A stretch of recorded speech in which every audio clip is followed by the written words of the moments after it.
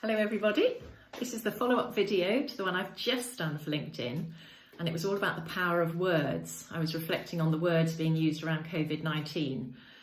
The battle we have to win, the invisible enemy, non-compliers being branded traitors and the like, and noticing how different an effect they had on people. Some were inspired by them, some were thrown into fear, some just switched off entirely because they didn't resonate with their idea of the reality, and so on and so forth. And I explored the power of words, the energy within the words, and I referred to Hidden Messages of Water that many of you will have read by Masaru Emoto, Dr. Masaru Emoto, Japanese scientist, and how he exposed water to different energies, different words, and then watched them crystalline. And the water that had been exposed to hateful words, hateful energy, were discoloured, the crystals were discoloured and malformed. The crystals that had been exposed to loving words were beautiful, but the crystals that were the most exquisite were the ones that had been exposed to gratitude. So just as an aside, Dr. Masaru Emoto's equation for a happy life is 1 part love, 2 parts gratitude. And then I was looking at our power, our power to reject the words that we hear or embrace them as we wish. We choose how we respond to those words. We can take them on as our truth. We can reject them as not resonating with us at all. We can choose to be inspired and uplifted by them and feel joy and wonder, or we can choose to feel angry, undermined, or whatever. We choose. We always have the choice, I believe.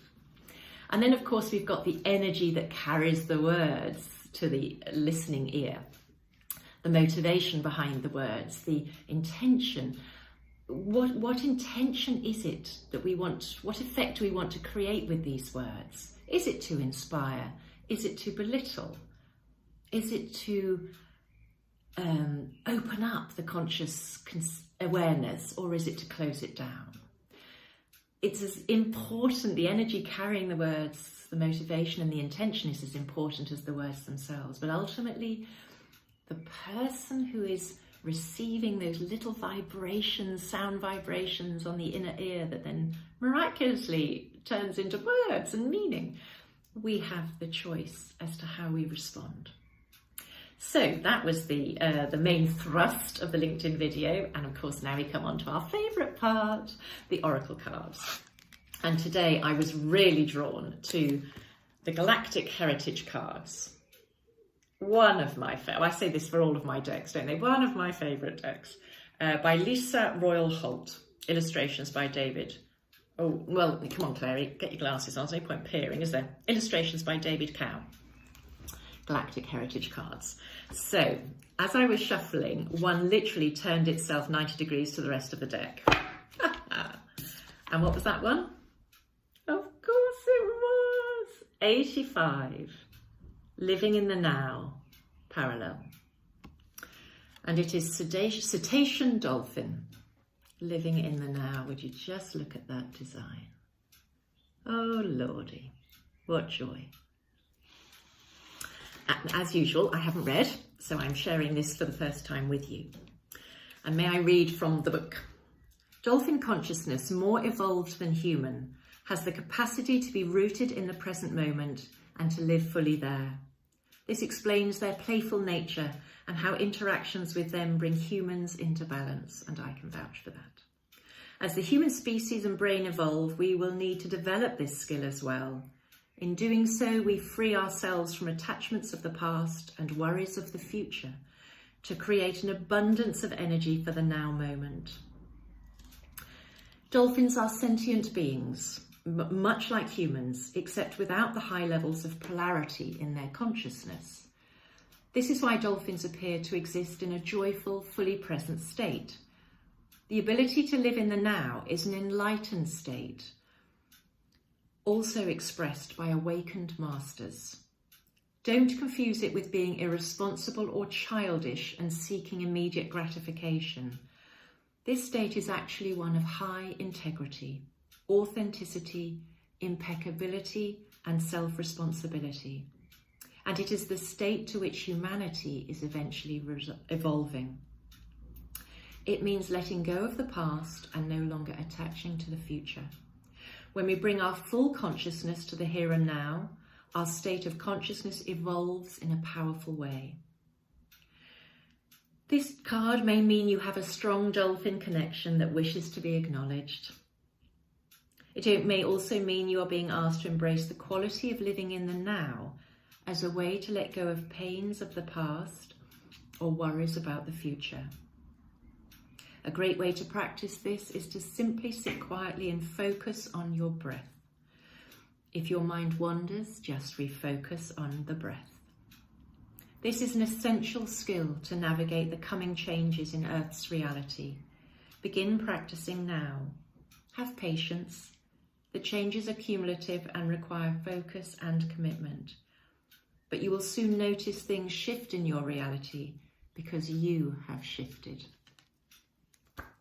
Wonderful, wonderful. And I just want to add something about COVID-19 and the way the energy as it is at the moment. I was out walking with my dog Ushi and my lovely boyfriend, and we were talking about words in preparation for my video today. And we came across a gathering, 4 people with dogs, 4 dog walkers and 1 runner. And the runner was laying into one of, not literally, verbally laying into one of the dog owners for not clearing up the dog poo. And she'd stepped on it the day before and had walked it into her house. And we've all had that experience, dog owners and non-dog owners alike. I often step in other people's dog poo. And I'm quite an obsessive dog poo picker-upper, as my friends will vouch.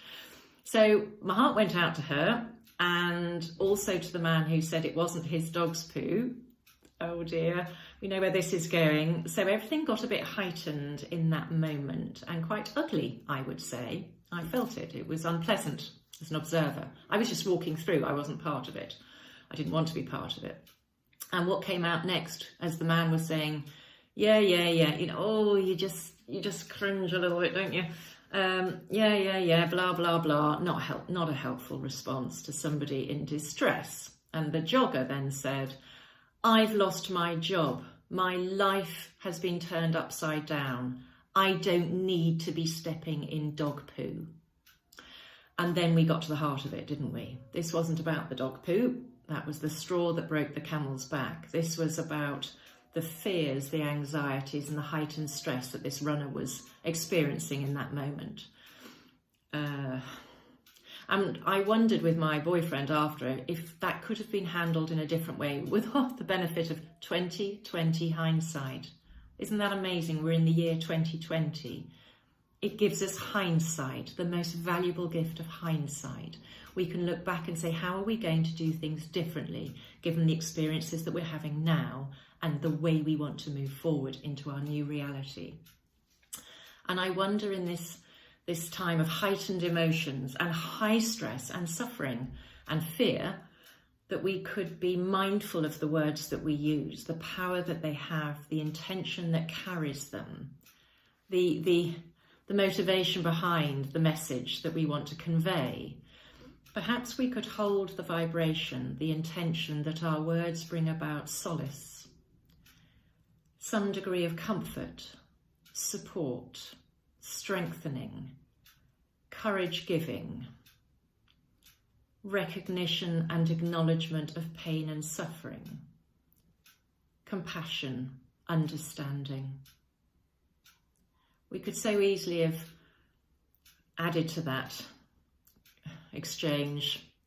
All I actually wanted to do was wade into the middle and be peacemaker, but nobody asked me to, and I respected that those other souls had soul contracts they wanted to play out, and that perhaps they all needed to have that exchange to vent a bit of fury and perhaps to go home and contemplate and reflect on how maybe they could have handled that differently. So that's really the message of today, words. Let us use the impeccability that words can give us. Keep them high vibrational. Keep them heart-centered. And above all, recognising this is a difficult time for everybody in their own way. And if we go about from a place of the heart, a real true desire to support and assist where we can, then we'll probably get through it in an easier fashion with minimized suffering. And that would be a beautiful gift. It came to me 2 days ago. Words are gifts of light.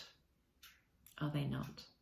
Should we just make sure that our words shine ever more brightly, with ever greater quotients of light, to help us to evolve through this extraordinary experience, this reset on our beautiful, beloved earth. So I'm going to leave that with you today, wishing you, with words from my heart to yours, a very happy day. Blessed be and beyond.